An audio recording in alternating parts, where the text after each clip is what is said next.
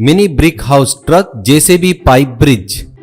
लाला नगर नामक गांव में जिगर नाम का एक व्यक्ति रहता था। वो ईंटों की भट्टी चलाता था। उसके पास से सभी लोग ईंटें ले जाते थे। कुछ लोग ट्रक में, कुछ लोग ट्रैक्टर में ले जाते थे।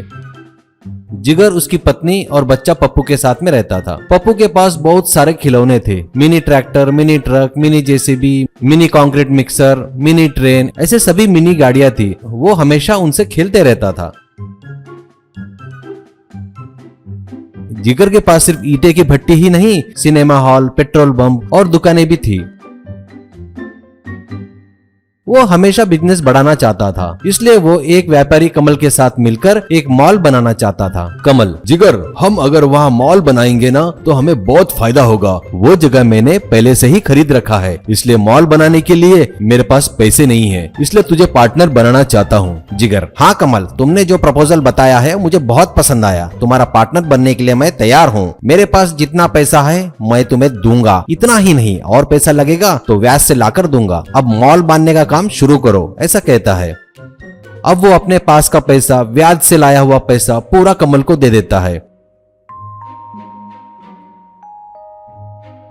ये देख उसकी पत्नी, पूरा पैसा उसे दिया, अब हमारे पास कुछ नहीं बचा, ऊपर से ब्याज से भी लाकर दिए। कल कुछ हो गया तो ये बड़ा रिस्क है ना। जिगर, रिस्क नहीं ली है तो यहीं रह जाएंगे। एक बार माल बन गया ना फिर देखना। अब ज्यादा सोचकर अपना दिमाग खराब मत कर। अचानक एक दिन कमल को किसी केस में पुलिस पकड़ लेती है और उसे 5 साल की कठिन कारावास की सजा सुनाती है। अब वो जेल में ही दिन गुजारने लगा। इससे साहूकार और ब्याज वाले जिगर को परेशान करने लगे। उनको समझाते समझाते सिर का पानी पैर तक आ जाता था जिगर का। एक ब्याज वाला, वो सब छोड़िए, हमारे पैसे कब देते हो? फिक्स डेट बताओ, तब तक नहीं दिए तो हम तुम्हारा घर और बाकी की पूरी संपत्ति ले लेंगे, ठीक है ना? दूसरा, ये क्या हमें डेट बताएगा? हम ही से डेट देते हैं। देखिए जिगर जी, अगले महीने 10 तारीख तक हमारे पैसे नहीं दिए तो आप अपनी संपत्ति को भूल ही जाओ। जिगर को कुछ समझ में नहीं आता और वो ठीक है कहता है।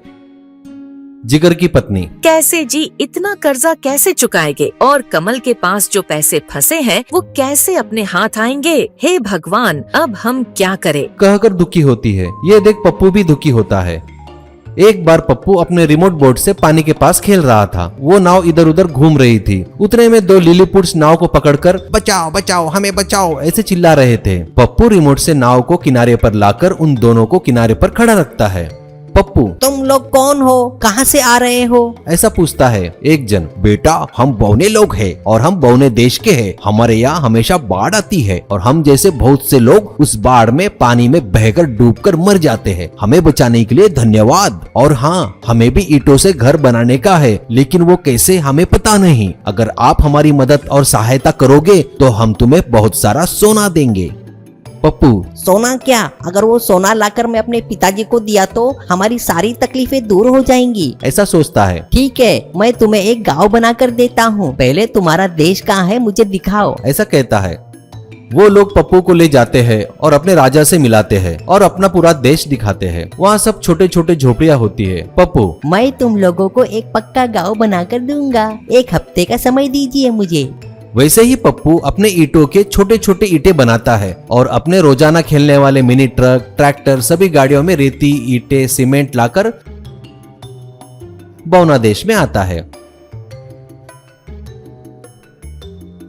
वहां मिनी ट्रैक्टर ईंटें रखकर रिमोट से चलाता है। वैसे ही सीमेंट भी मिनी मिक्सचर मशीन के पास लाता है। मिनी ट्रैक्टर से रेती भरकर रिमोट से चलाता है।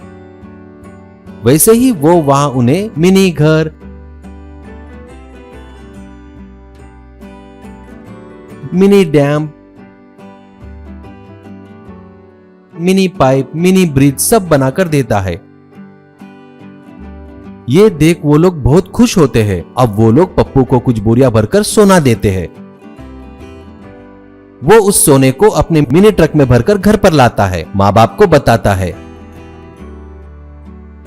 ऐसे ही जिगर अपने सारी तकलीफों से छुटकारा पाता है, पूरा कर्जा भी चुकाता है और अपने बच्चे की प्यार से तारीफ करता है।